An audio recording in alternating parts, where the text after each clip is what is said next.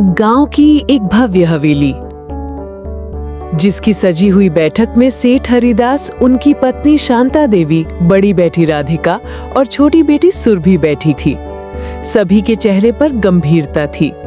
बीच में शादी ब्याह की बात चल रही थी। बेटियों, अब समय आ गया है कि तुम्हारे जीवन के सबसे अहम फैसले लिए जाएं। मैं चाहता हूं कि इस बार दिवाली से पहले तुम्हारे रिश्ते पक्के हो जाएं। अब हमारी राधिका के लिए दिल्ली के मशहूर व्यापारी के बेटे का रिश्ता आया है। सुना है लड़का बहुत ही सुशील और अमीर है। माँ पिताजी, अगर आप दोनों को सही लगता है तो मुझे भी मंजूर है। मेरा सौभाग्य होगा ऐसे खानदान में जाना और ऐशो आराम की जिंदगी जीना। शाबाश बेटी, जिंदगी में ऐसे ही समझदारी से निर्णय लेना चाहिए। और सुरभि बेटा, तुम्हारे लिए भी हमने एक अच्छा रिश्ता देखा है। लड़का विदेश से पढ़ा है और उसका परिवार बहुत प्रतिष्ठित है। ये सुनकर सुरभि का चेहरा गंभीर हो जाता है। वो कुछ देर सोचती है, फिर बोल पड़ती है। पिताजी, मेरी कुछ और सोच है। मैं किसी और लड़के से प्यार करती हूँ। कौन है वो लड़का सुरभि? किस घर से है और क्या करता है? पिताजी, उसका नाम अर्जुन है। वो एक ईमानदार, मेहनती और शिक्षित लड़का है, लेकिन थोड़ा गरीब है। गरीब? सुरभि, तुम एक सेठ की बेटी हो। तुम्हें समझ में भी आ रहा है कि तुम क्या कह रही हो? सुरभि, तुम्हें क्या जरूरत है संघर्ष भरे जीवन की? हमें जो मिला है वो कोई साधारण किस्मत से नहीं मिलता। दीदी, मैं दिल से सोचती हूँ, दिखावे से नहीं। अर्जुन भले ही पैसे से गरीब हो, पर वो दिल से बहुत अमीर है। बस बहुत हो गया सुरभि। अब अगर एक शब्द भी और बोला, तुम अभी अपने कमरे में जाओ।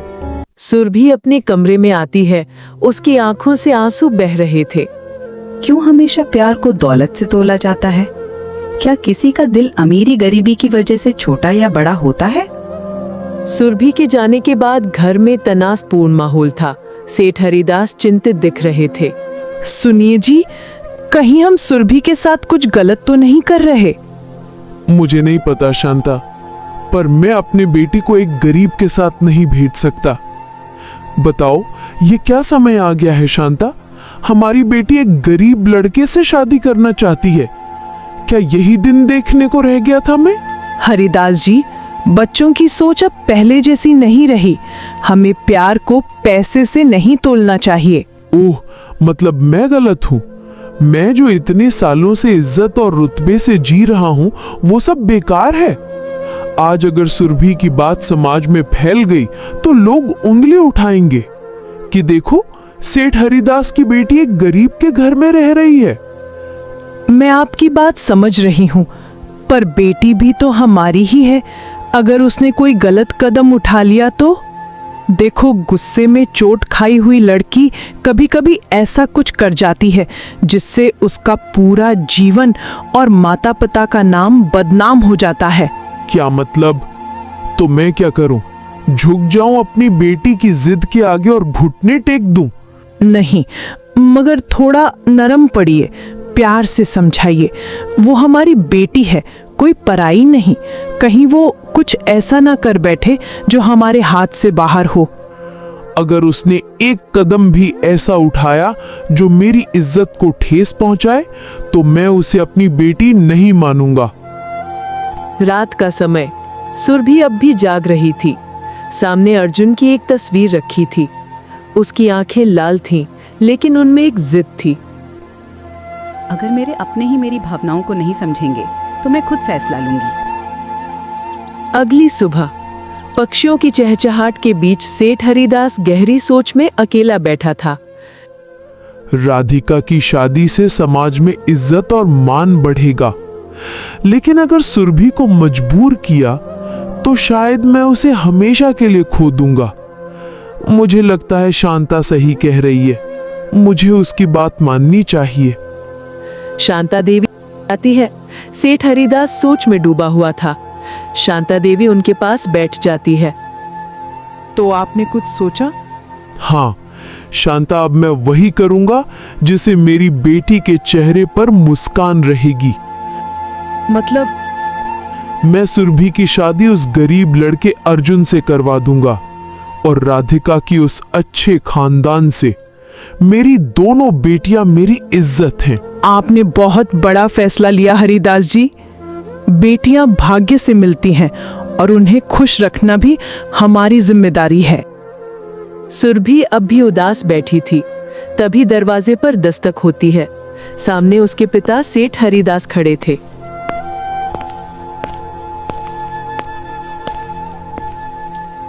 सुरभि, बेटा, तुम्हारा पिताजी कोई कठोर राक्षस नहीं है, बस समाज के डर ने उसे थोड़ा जकड़ लिया था।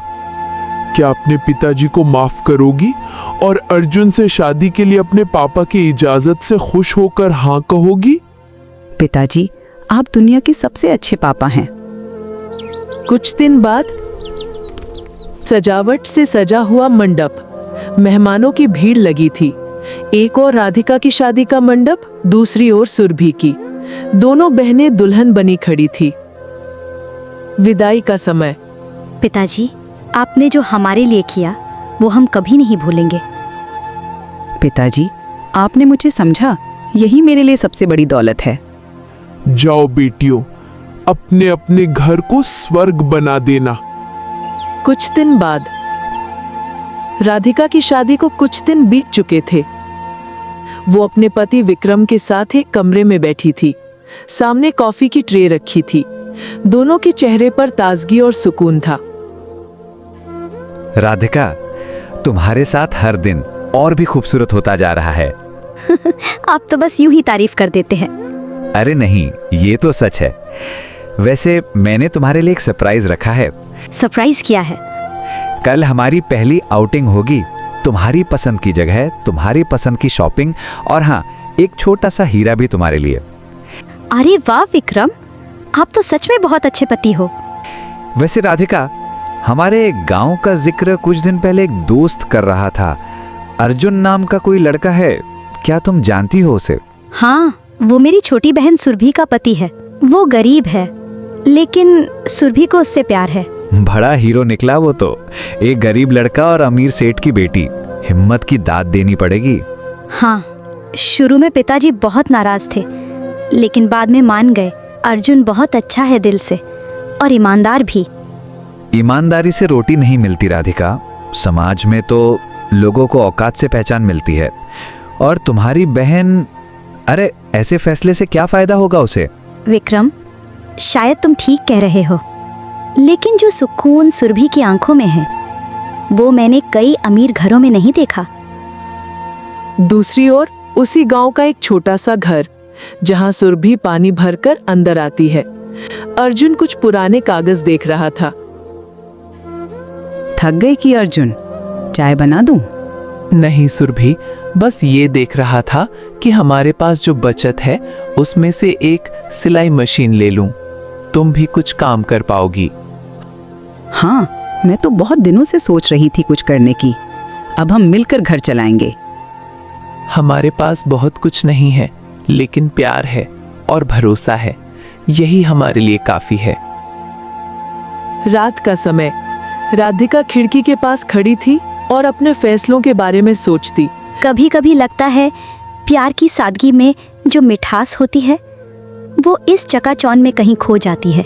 पर मैं खुश हूँ और मुझे यकीन है कि मेरी बहन भी खुश होगी। सुरभि रसोई में चूल्हे पर सादा खाना बना रही थी। धुएं से उसकी आंखें लाल थी, पर चेहरा शांत और संतोषपूर्ण था।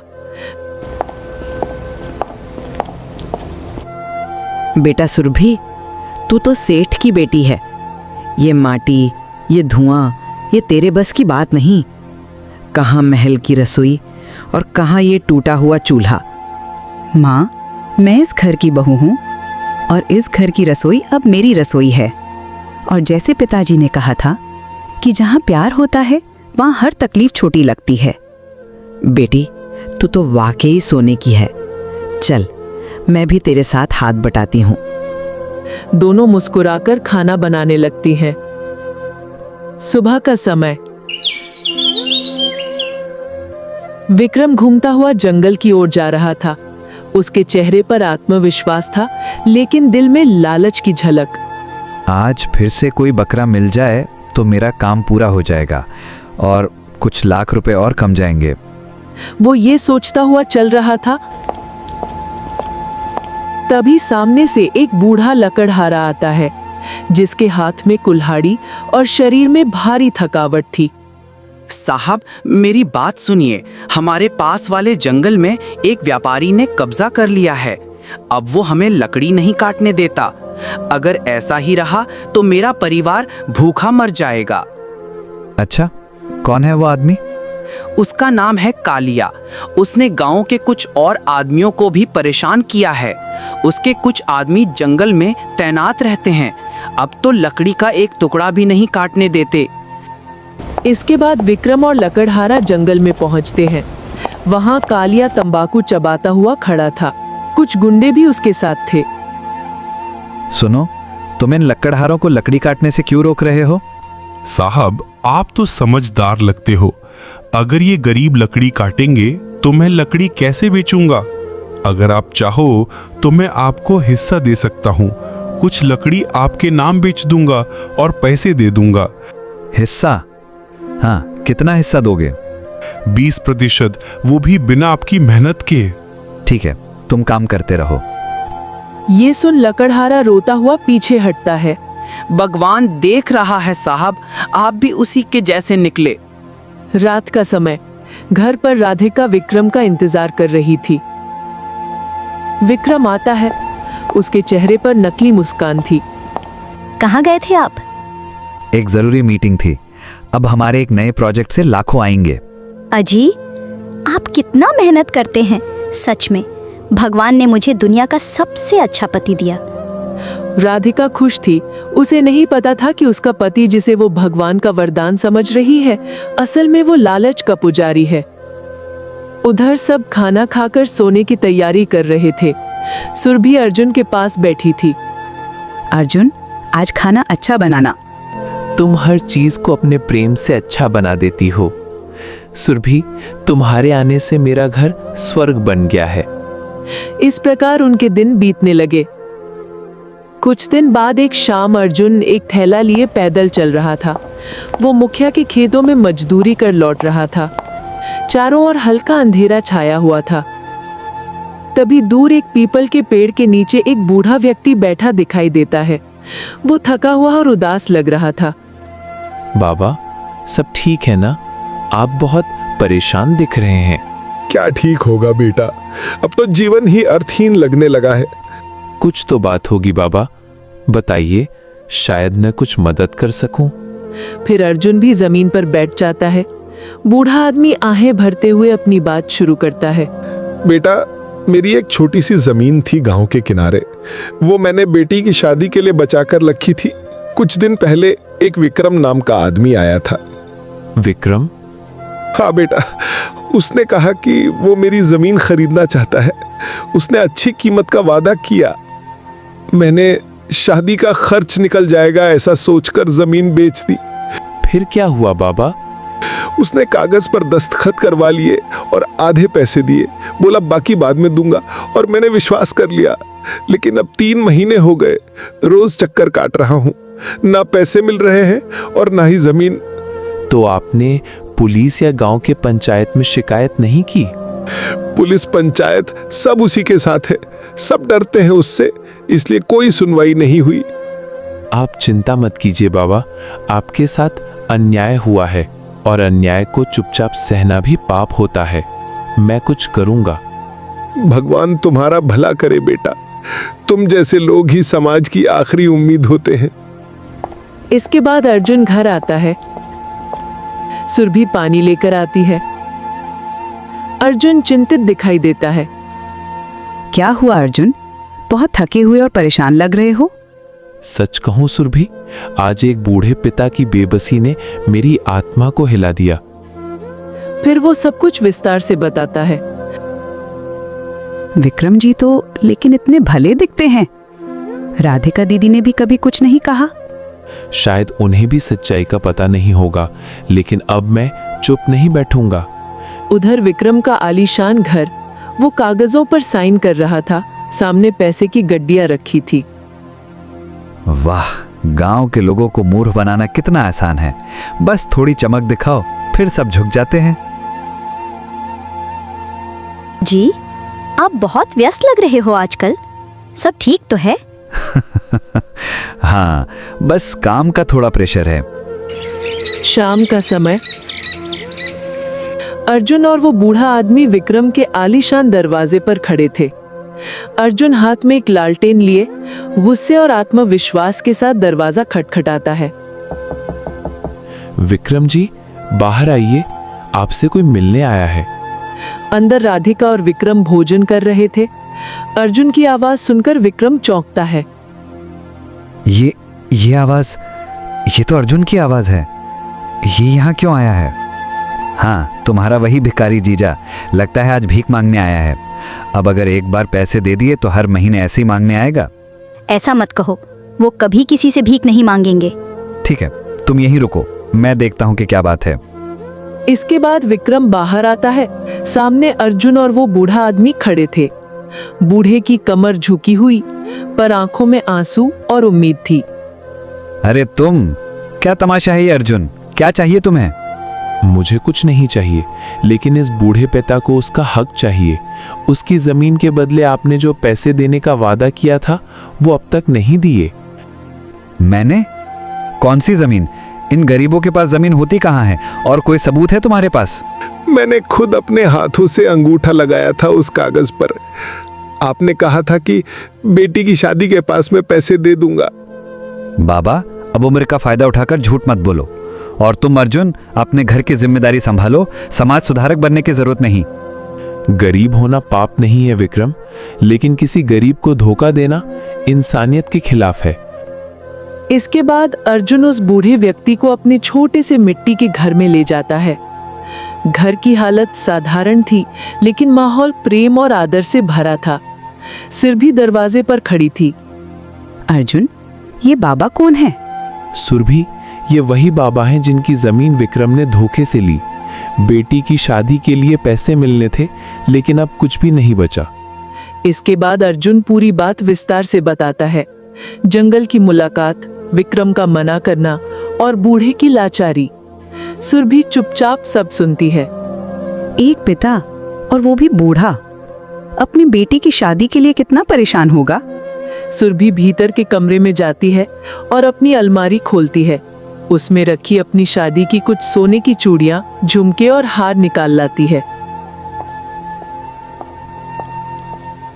बाबा, ये मेरे लिए सिर्फ गहने हैं, लेकिन आपके लिए एक बेटी की मुस्कान। आप इन्हें रख लीजिए और अपनी बेटी की शादी अच्छे से कर दीजिए। बेटी, ये तो बहुत कीमती चीजें हैं, मैं ये नहीं ले सकता। सुरभि, ये क्या कर रही हो? ये तुम्हारे अपने हैं। नहीं अर्जुन, ये अब किसी और की जरूरत है। अर्जुन, मेरी खुशी इनके बिना भी बनी रह सकती है, पर अगर किसी लड़की की शादी रुक गई तो वो जिंदगी भर दिल से टूटी रहेगी। ये सुन अर्जुन चुप हो जाता है। बाबा, ये भेंट नहीं, एक बेटी के दिल से निकलती हुई दुआ है। बूढ़ा भावुक होकर उन गहनों को लेता है। तुम दोनों ने जो किया उसे भगवान ही लौटाएगा। मेरी बेटी की शादी अब रुकेगी नहीं।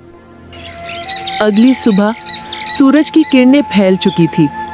अर्जुन रोज की तरह काम करने गया था। मुखिया बरामदे में बैठा था और सामने उसका नौकर खड़ा था, जो बेहद चिंतित लग रहा था। मुखिया जी, बहुत बुरा हो गया। विक्रम बाबू के कारण एक और गरीब की जान चली गई।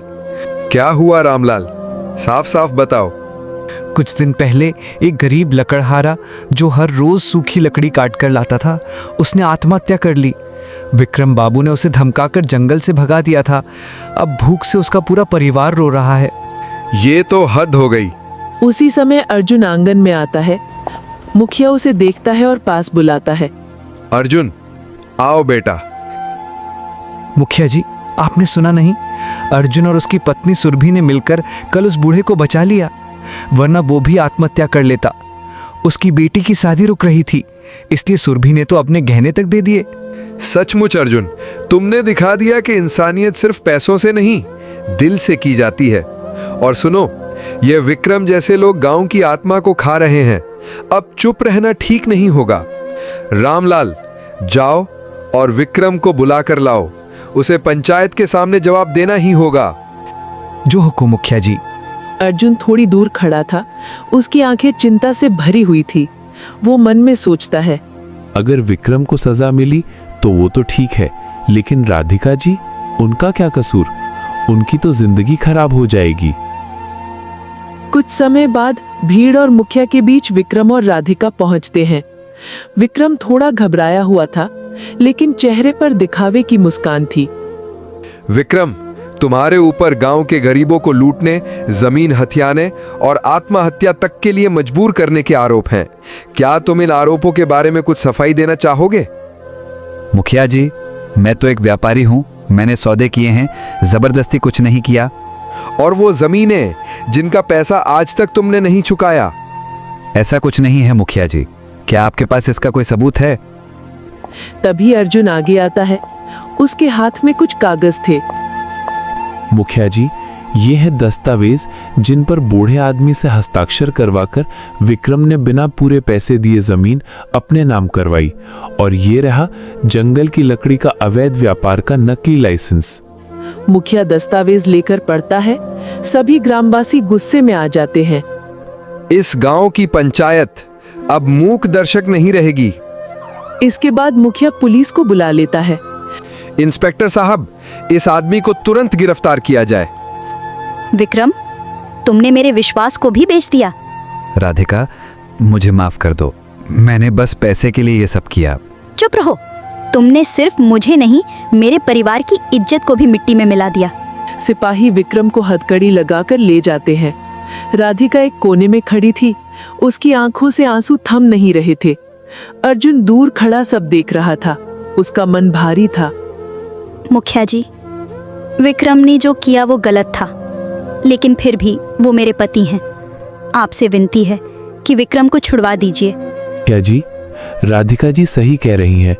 गलती विक्रम की है, पर पूरी सजा दीदी को मिल रही है।